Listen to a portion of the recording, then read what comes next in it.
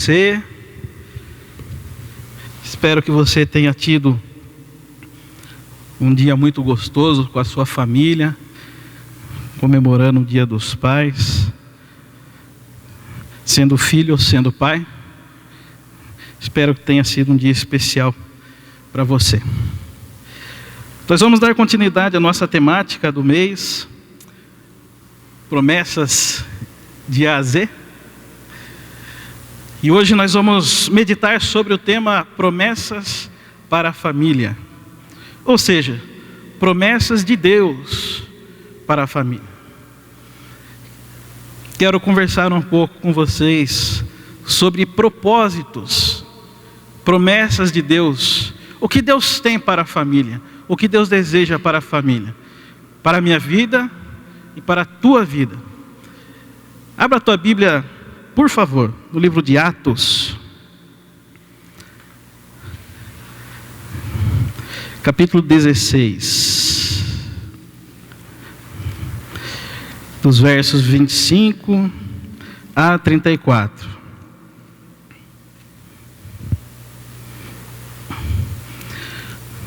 Atos 16, dos versos 25 até o verso 34.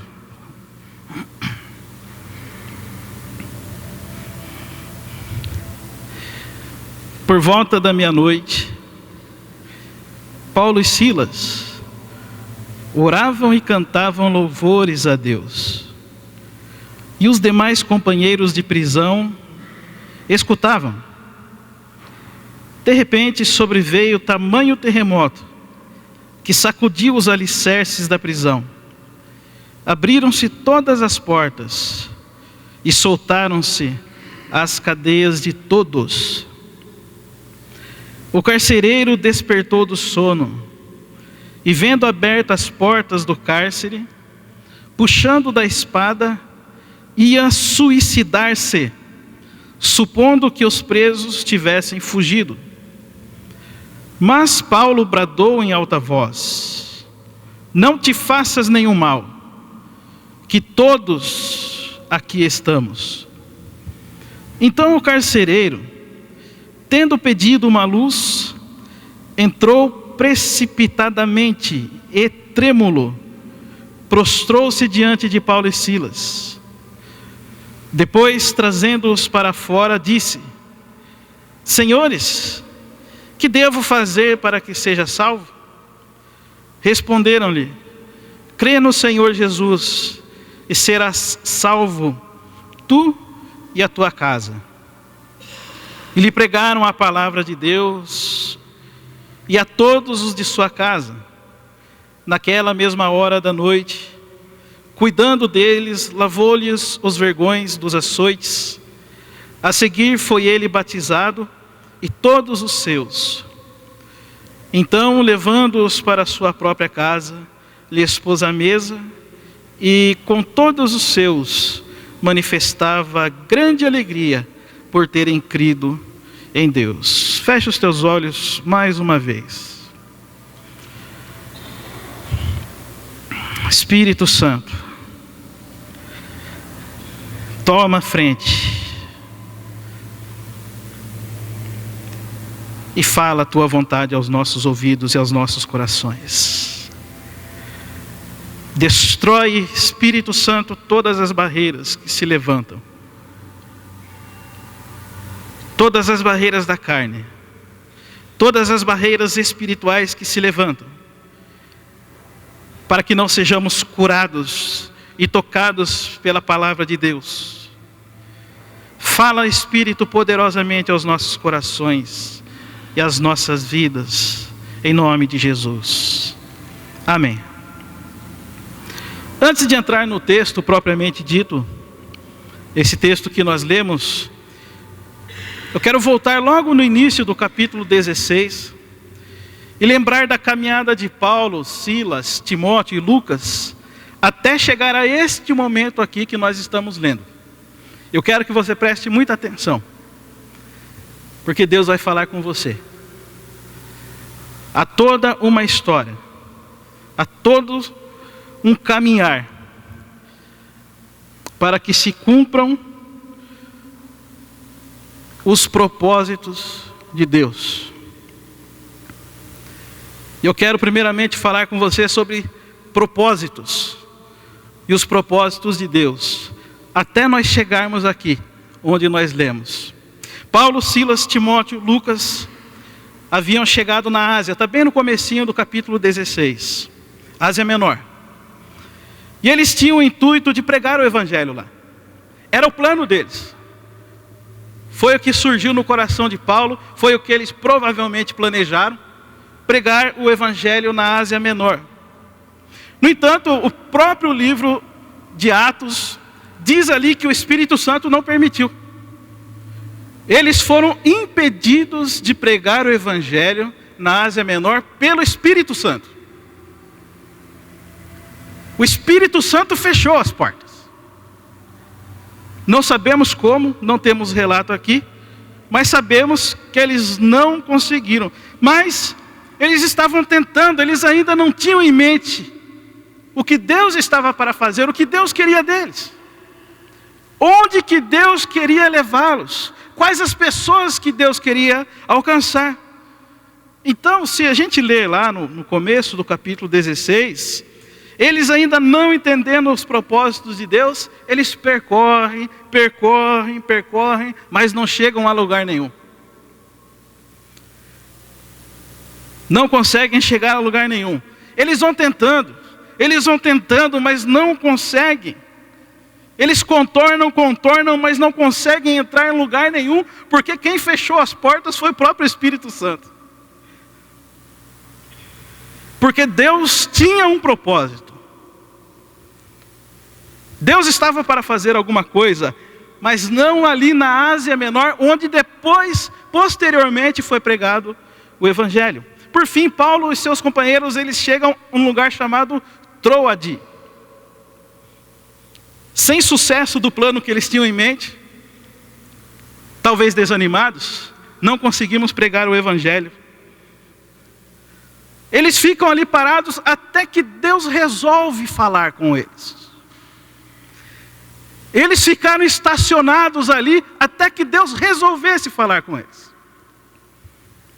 Não adianta ter pressa. Não adianta. Então, em algum momento, Paulo ele tem uma visão.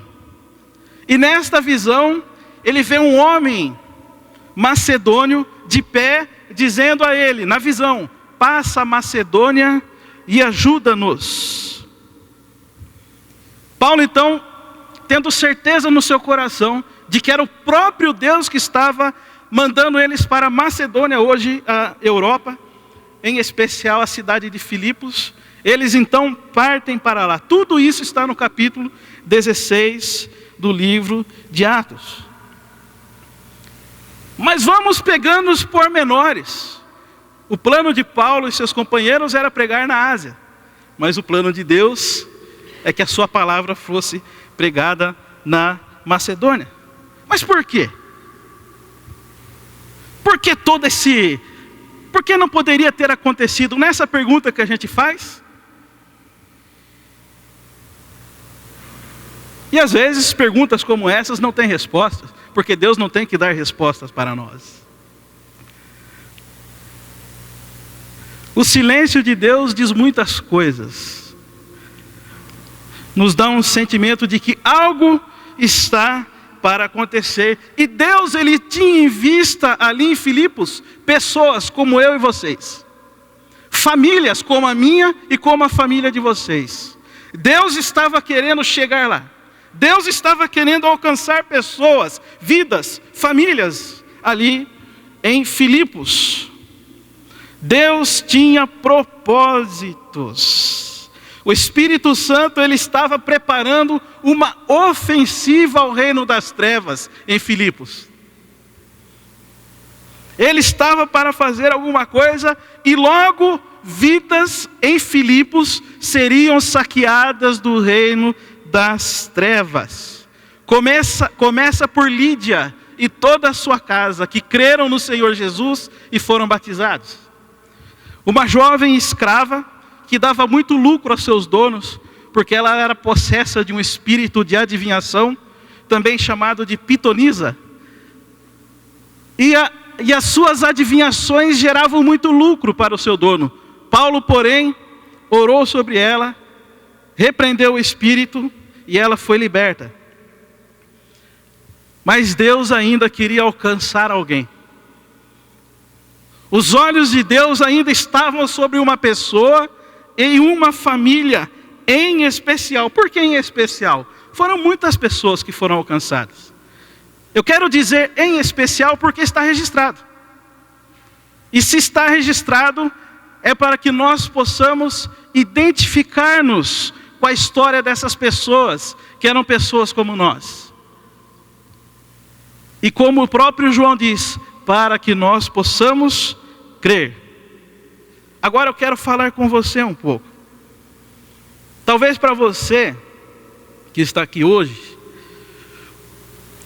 talvez para você alguns acontecimentos da sua vida sejam considerados como coincidência. Sabe aquele negócio? Não, isso é coincidência. Outros, você pode dizer, não, isso foi sorte. Outros acontecimentos, você pode dizer, não, isso foi azar. Por exemplo, você está aqui hoje. Para você, pode ser coincidência. Não, eu já estava planejando vir. Eu sou membro dessa igreja, eu gosto daqui, é aqui que eu congrego. Então, em nossa mente, às vezes nós pensamos que estar aqui hoje é uma coincidência. Eu já teria que vir mesmo, sou membro daqui. Eu ia tocar no louvor, eu ia ficar ali na recepção. Mas deixa eu dizer uma coisa para você. Guarda o que eu vou dizer. Para Deus não existe coincidência. Paulo chegou em Filipos, não foi por coincidência. Foi por causa de propósitos. Planos de Deus.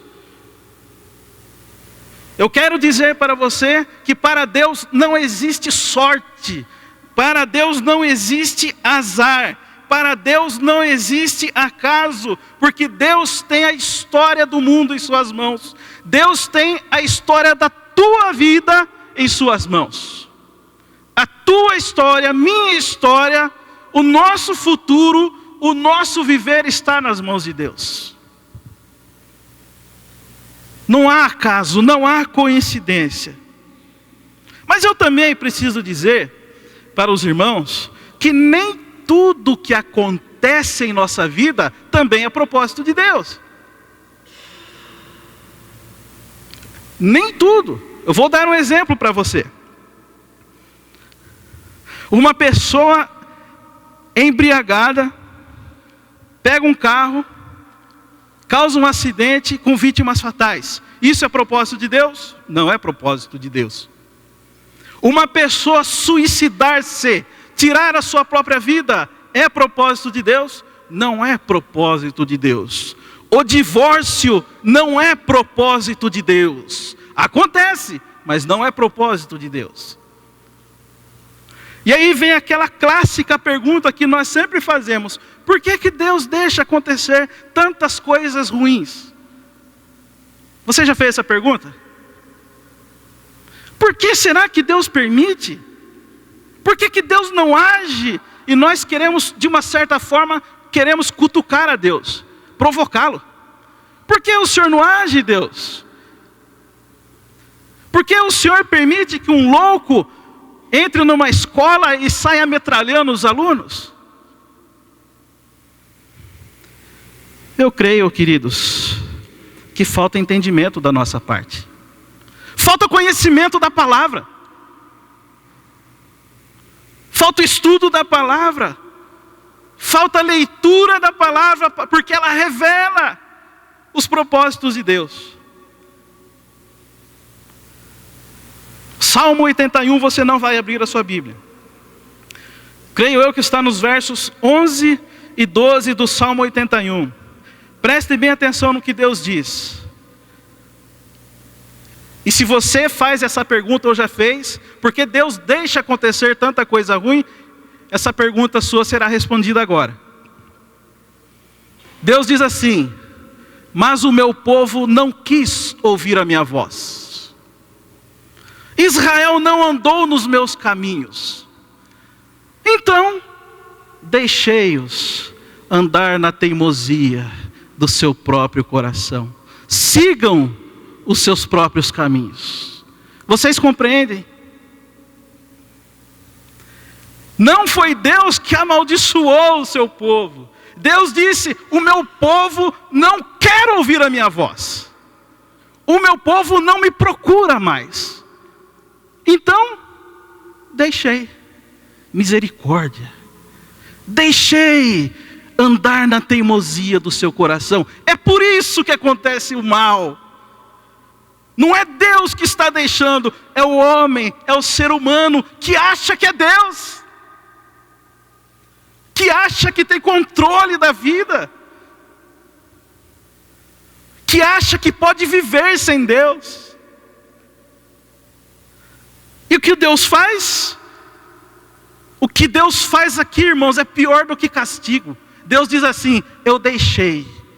Vai, siga os seus próprios caminhos. Eu peço a Deus que tenha misericórdia e nunca nos deixe andar nos nossos caminhos. Siga os seus próprios conselhos. O ser humano quis tirar Deus do comando das suas vidas. Quem está dirigindo o mundo são os homens. É por isso que está acontecendo tudo isso de ruim que nós estamos vendo. Mas também, tudo o que acontece na tua vida, na minha vida, em nossas vidas, tem o conhecimento de Deus. Deus tem ciência de tudo o que acontece na vida dos seus filhos. Ele sabe de tudo detalhadamente. Deus sabe. Porque Deus interfere na nossa vida. Ele entra no nosso caminho. Sabe para quê? Para realizar os seus propósitos. Glória a Deus. Glória a Deus. Por isso, por mais que você possa acreditar que hoje, esse momento que você está aqui, é uma coincidência, ou acaso, você está aqui hoje, agora, sozinho, com o seu pai, com a sua esposa, com seu esposo, ou com a tua família, porque Deus interferiu na tua vida. Não foi porque você quis, não foi acaso, foi Deus que entrou no teu caminho, Ele entrou no meu caminho. É por isso que nós estamos aqui. Deus, Ele pavimentou uma estrada para chegar em nós, Ele fez uma ponte para chegar em nós, porque Ele tem propósitos. Não tem acaso, não tem sorte, não tem azar. Para Deus não existe isso. O salmista no Salmo 139, ele diz assim: para onde me ausentarei do teu espírito? Percebem a pergunta dele? É uma pergunta que chega a ser angustiante. Para onde eu me ausentarei do seu espírito? Ou seja, não tem como fugir do Senhor. Para onde eu fugirei da tua face? Ele já está perguntando, meio que respondendo. E aí ele diz assim: se subo aos céus, lá estás. Se faço a minha cama no mais profundo abismo, lá estás também. Não tem como fugir. Se os olhos de Deus estão sobre a tua vida, sobre a nossa vida, e eu creio que sim, não tem como nos ausentarmos da presença de Deus. Os olhos de Deus nos caçam, nos buscam. Olha só, Paulo e Silas, eles estavam presos. Esse é o nosso texto. E por volta da meia-noite eles cantavam e oravam, e todos estavam em silêncio. E quando foi por volta da meia-noite, um forte terremoto sacudiu aquele lugar. Só que não foi um terremoto comum, era Deus que estava ali. O terremoto, ele sacudiu as estruturas daquele lugar e as portas das celas se abriram. Todas as cadeias que prendiam os pés dos prisioneiros foram abertas. Todos estavam livres. Só que não. Preste atenção numa coisa. Alguns detalhes. Ninguém fugiu. Ninguém fugiu. Todos os presos permaneceram lá onde eles estavam. Porque Deus estava ali. Aquilo era uma ação de Deus, não era acaso, não era uma força da natureza, era uma ação de Deus para cumprir um propósito dele.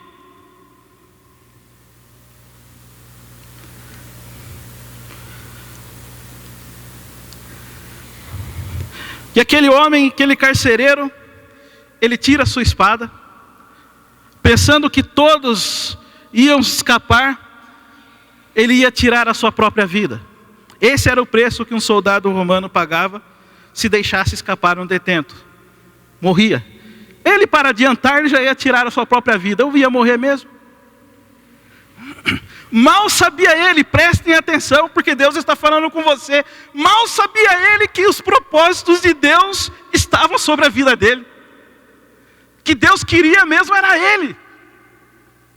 Tudo o que aconteceu, desde o caminho de Paulo e seus companheiros na Ásia, tentando, até chegar em Troade, até chegar em Filipos, era para que se cumprisse o propósito de Deus. Você está aqui para que se cumpra um propósito de Deus. Não estou dando palestra de autoajuda, eu estou falando de um fato, porque nós não cremos em acaso, nós cremos no agir de Deus. O caos estava estabelecido naquela prisão, uma bagunça, terremoto, cadeias abertas, presos todos soltos, mas nada aconteceu. E algumas pessoas podem dizer: nossa, foi por causa de Paulo e Silas que aconteceram todos esses eventos. Mas não foi. Tudo isso que aconteceu, o terremoto, as celas se abrirem, as cadeias caírem, foi por causa do carcereiro e por causa da sua família.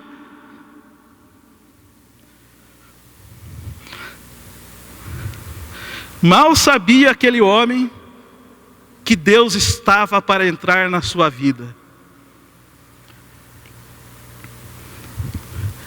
Tanto é que Paulo e Silas, se você ler no verso 35 do capítulo 16, Lucas relata que os próprios oficiais de justiça mandaram ele sair da prisão. Deus não precisou fazer aquele evento sobrenatural por causa de Paulo e Silas. Eles eram cidadãos romanos, eles tinham cidadania romana, eles não poderiam ficar presos sem qualquer motivo. Então os oficiais de justiça chegam e dizem: tira esses caras da cadeia, não pode ficar aí, manda esses caras embora. Paulo e Silas. Você entende por que você está aqui hoje? Você consegue pensar um pouco? Por que você chegou aqui hoje? Por que você veio visitar? Por que Deus te deu saúde, condições ou algum incômodo para você? E eu já tinha que vir mesmo, né? Mas para a gente sair do conforto da nossa casa para estar aqui. Deus tem propósitos para a tua vida. E eu não falo de propósitos de natureza material. Tira isso da cabeça. Não falo de bênçãos materiais. Arranca isso do coração. Isso é apenas um pequeno detalhe para Deus. Tem coisas maiores, propósitos mais sublimes de Deus para a nossa família. Então, eu quero caminhar para o fim dessa mensagem, falando da promessa de salvação para a família.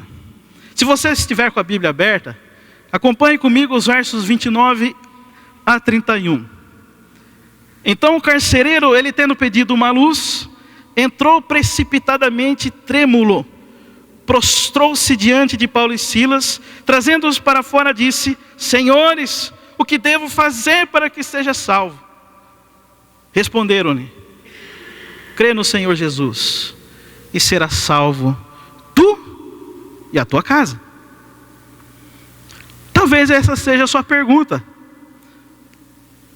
Senhor, o que eu faço? Talvez esse seja o seu dilema. O que eu faço para meu marido? A esposa pode estar pensando, para meu esposo vir para a igreja. O que eu faço, o esposo pensa. O que eu faço para minha esposa vir à igreja? Os pais pensam, o que eu faço para meus filhos vir para a igreja? Eu não sei o que eu faço mais. O que eu faço para que haja paz, harmonia na minha casa, para que haja reconciliação? O que eu faço? Paulo e Silas, eles dão a resposta. Ela parece ser simples, mas não é tão simples assim.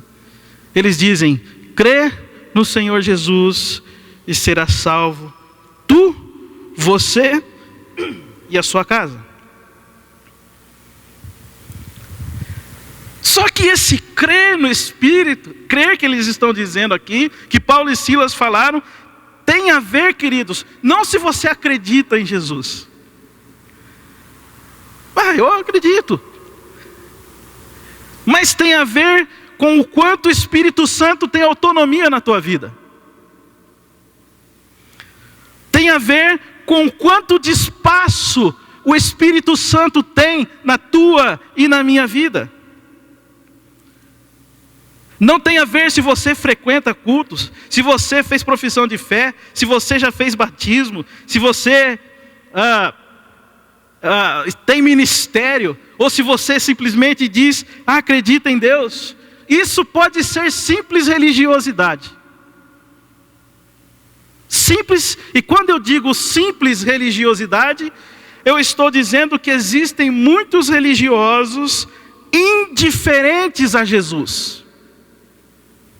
Existem religiosos amargurados com a vida, doentes, com o casamento destruído, com a família destruída. Não é isso. Não é isso. Certa vez um pastor, ele disse que os números de divórcio fora da igreja são os mesmos dentro da igreja.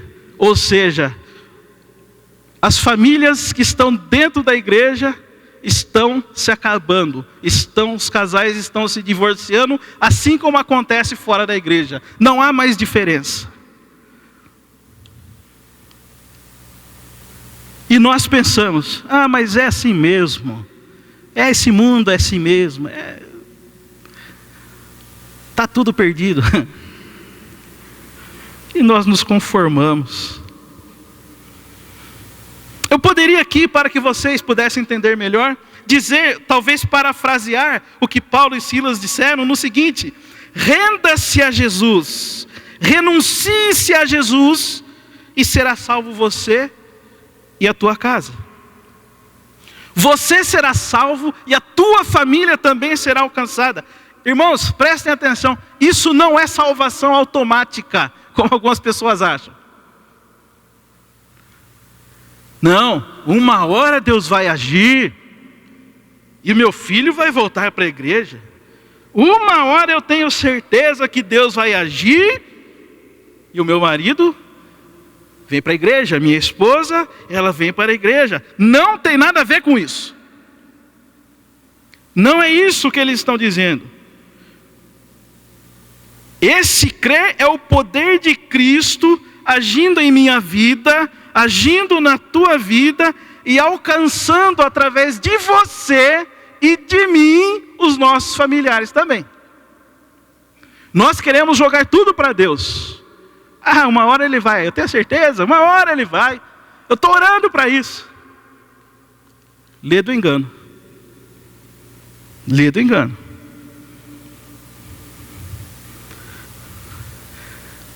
Você faz parte desse propósito de Deus. Mas tem uma coisa interessante aqui. Quando eles disseram, será salvo você e a tua casa. E é interessante porque essa palavra casa, a semântica dela não está ligada somente com o nosso lar, com a nossa família. Ele quer dizer também descendência. O que Paulo e Silas estavam dizendo é que não somente eles, mas toda a sua descendência, todas as suas gerações seriam alcançados pela graça de Cristo. Não era só a família que foi batizada, mas os seus descendentes, as gerações futuras.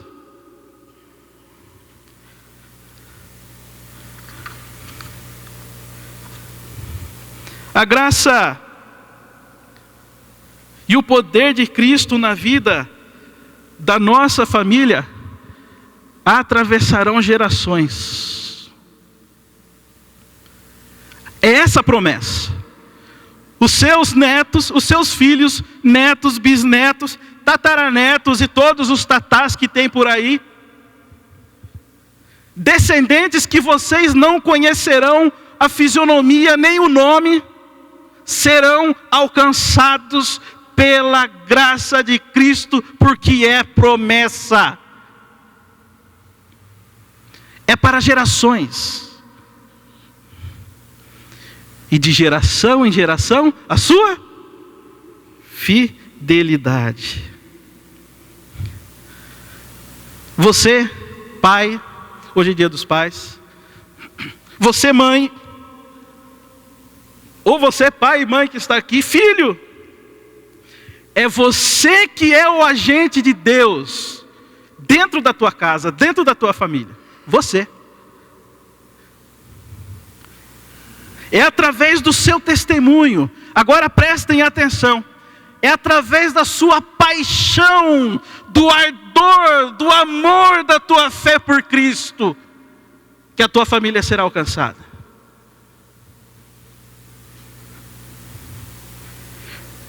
Você não precisa dar aula de doutrinas para os seus familiares. Você não precisa falar da doutrina presbiteriana independente. Você não precisa dar lição de moral. Você não precisa apontar o erro dos seus familiares. Mas são as transformações sobrenaturais na tua vida que vão alcançar os seus familiares.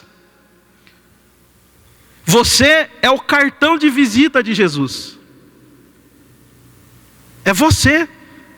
Você que está aqui.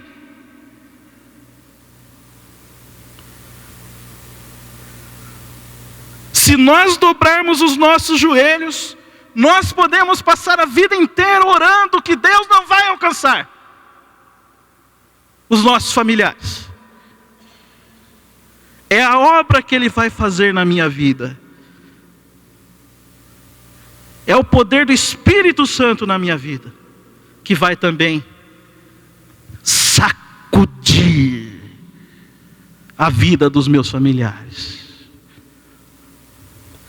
Eu diria até causar um certo transtorno, como aconteceu em Tessalônica. Aqueles que transtornam o mundo já chegaram aqui. Eles estavam falando de Paulo e Silas. Pregue com o teu testemunho, o teu. Não precisa decorar a Bíblia e sair falando versículo para todo mundo. É o teu viver, é o Cristo que habita em vós, é o poder do alto na tua vida, que vai brilhar, e da sua vida fluirão o quê? Rios de água viva. Pregue com as suas obras, com o seu amor, com convicção. Nós não temos mais convicção.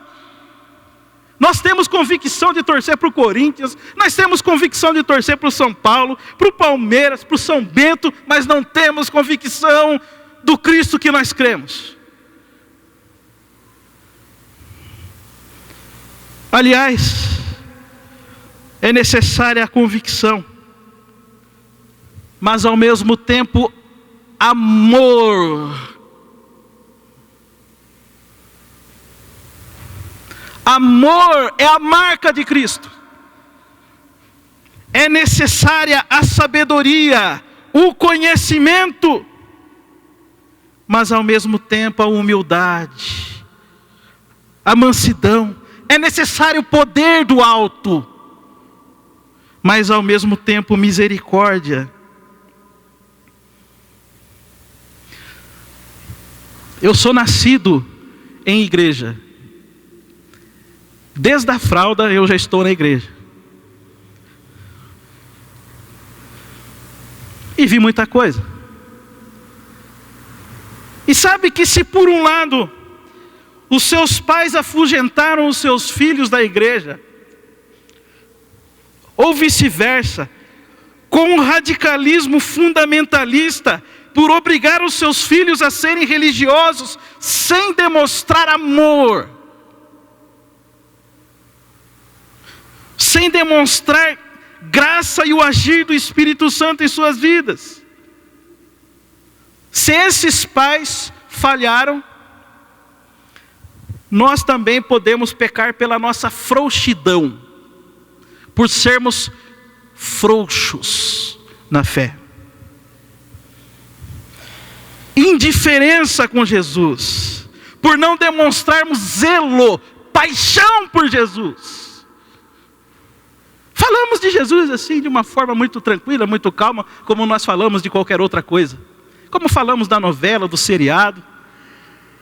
Falamos da igreja sem nenhuma paixão, como uma coisa comum, como uma coisa até que às vezes é um fardo para nós.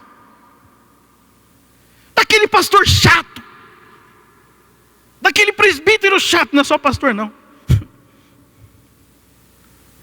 E nós não demonstramos amor, zelo, paixão por Cristo.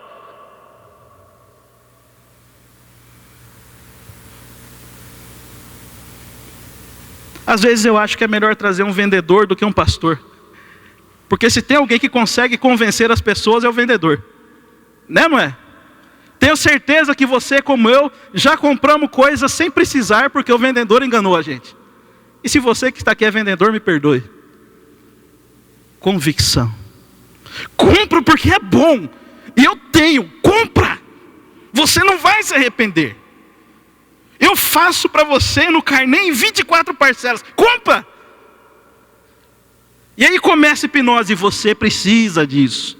Você precisa disso.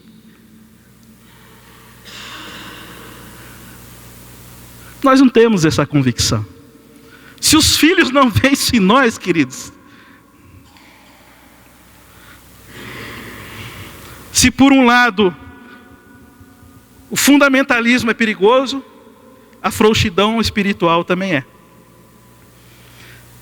Eu quero dizer para você, estou terminando,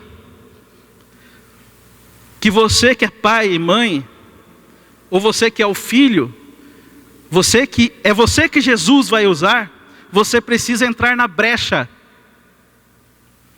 Sabe o que é isso? Você tem que entrar nessa guerra. Você não pode jogar isso nas costas de Deus. E falar com presbiteriano, esse é o problema de presbiteriano. Né? Eu vou falar mais uma vez, a minha vida vai ser curta na igreja presbiteriana. Esse negócio do pé péssimo entendimento, ou nenhum sobre a doutrina da eleição, da predestinação, nós achamos, não, uma hora Deus vai alcançar. Ele já está salvo, ele é eleito, Deus vai alcançar. E aí nós deixamos. Fica a cargo de Deus. É mais fácil você evangelizar uma pessoa que nunca ouviu a palavra do que uma pessoa que saiu da igreja por causa de religiosidade. Ela saiu amargurada da igreja, com o coração partido. É muito mais fácil você ir na África pregar para muçulmanos do que pregar para essa pessoa.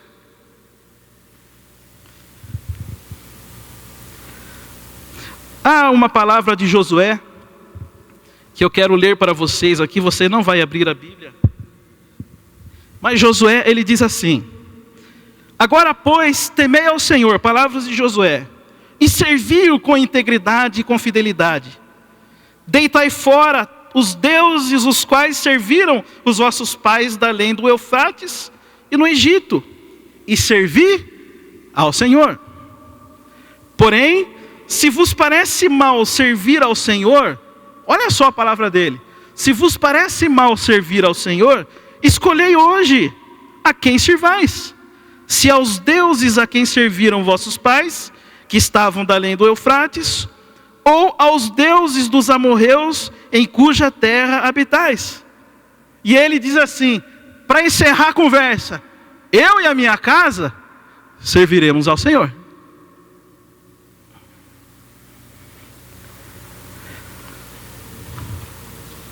Versos 32 a 34 do nosso texto: e pregaram a palavra de Deus a todos da sua casa.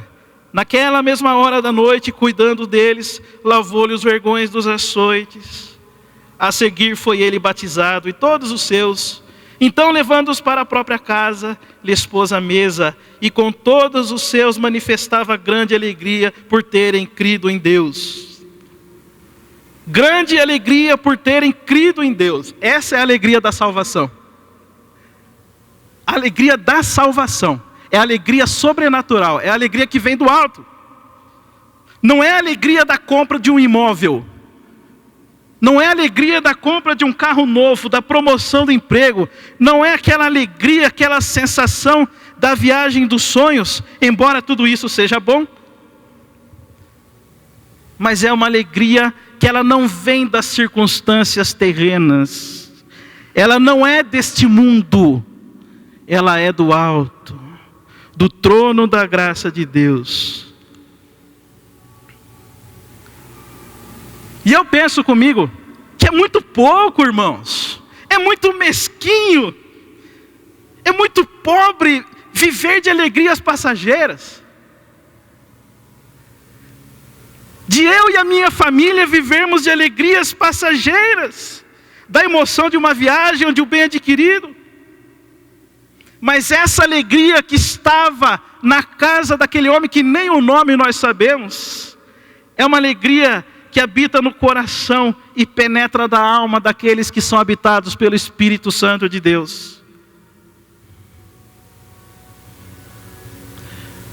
Deus quer dar hoje essa alegria para você e para a tua casa, para as futuras gerações, para a tua descendência.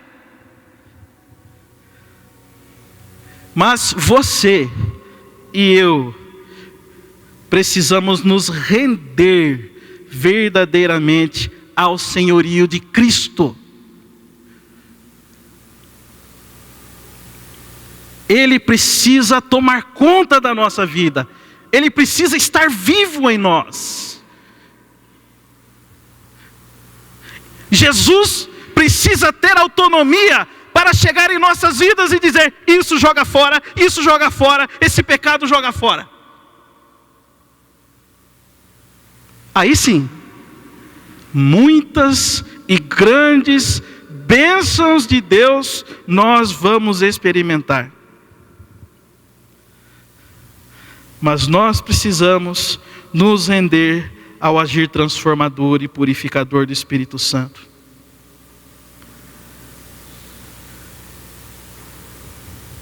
Nós precisamos renunciar ao mundo. Nós precisamos renunciar a nós mesmos. Nós precisamos tomar a nossa cruz. Aí então, o que Paulo e Silas disseram para aquele homem: crê no Senhor Jesus e será salvo você e a sua casa. Então aí sim, a luz de Cristo brilhará na minha vida, na vida da minha família hoje, e essa bênção se estenderá por todas as outras gerações, que nós nem vamos saber quem são, mas serão abençoados por causa da nossa fé. Que você experimente esse poder de Cristo na tua vida. Que a minha descendência, que a sua descendência seja alcançada por Jesus e haja salvação na nossa casa. Que todos os descendentes possam experimentar o poder do Jesus que está vivo. Porque isso é propósito. Tudo isso Deus fez para alcançar uma família. Tudo isso Ele faz para alcançar a minha vida, a sua vida e a nossa família. Que Deus te abençoe e que você possa sair daqui animado, incomodado e preparado para viver uma vida extraordinariamente diferente com Jesus. Que Deus te abençoe.